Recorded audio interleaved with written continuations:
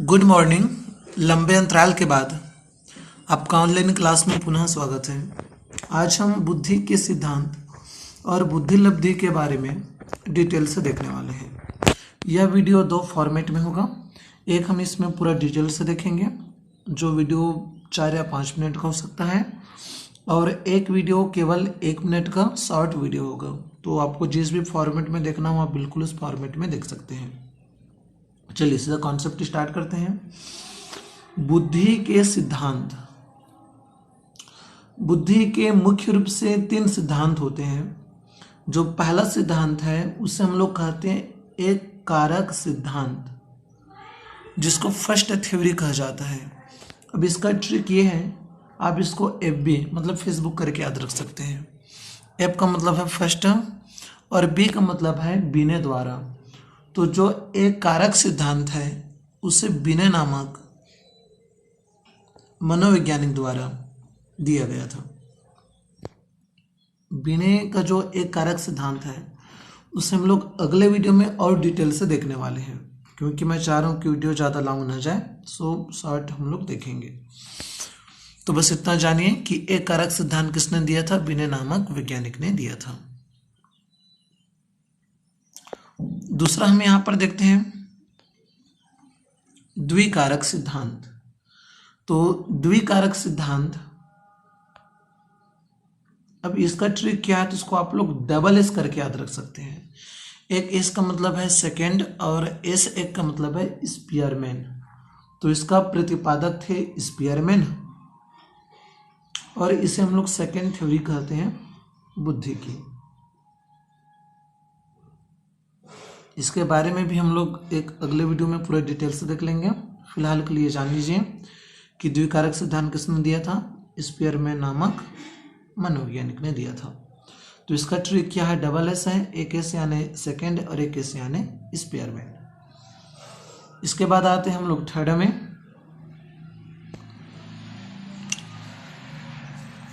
जिसको कहा जाता है बहुकारक सिद्धांत, मल्टीपल थ्योरी।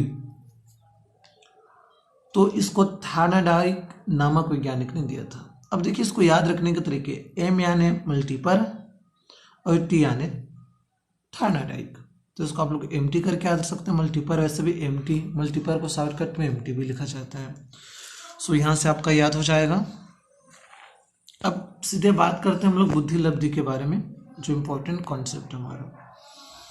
खासतौर पे शिक्षक भर्ती, सीटेट परीक्षा वगैरह में यहाँ से क्वेश्चन पूछा ही जाता है। तो चलिए अब आगे बात करते हैं। सबसे पहले देखिए, यदि IQ, सबसे पहले तो समझ लीजिए कि जब IQ 140 से अधिक हो, अब कितना अधिक हो सकता है तो बात की बात है।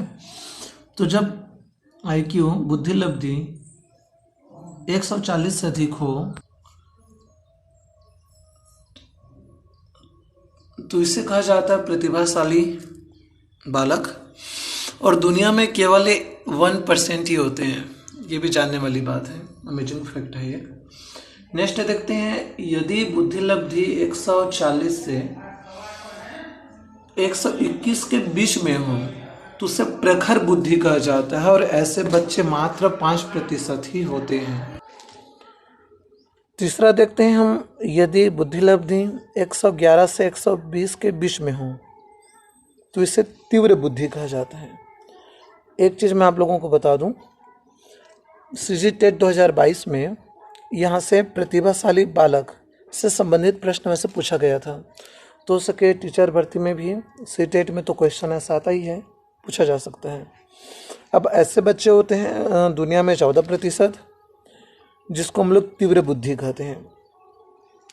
इसी में नेक्स्ट देखते हैं हम, यदि बुद्धि विकास 91 से 110 के बीच में हो, 91 से 110 के बीच में हो, तो उसे हम लोग सामान्य बुद्धि वाले बालक के अंतर्गत रखते हैं।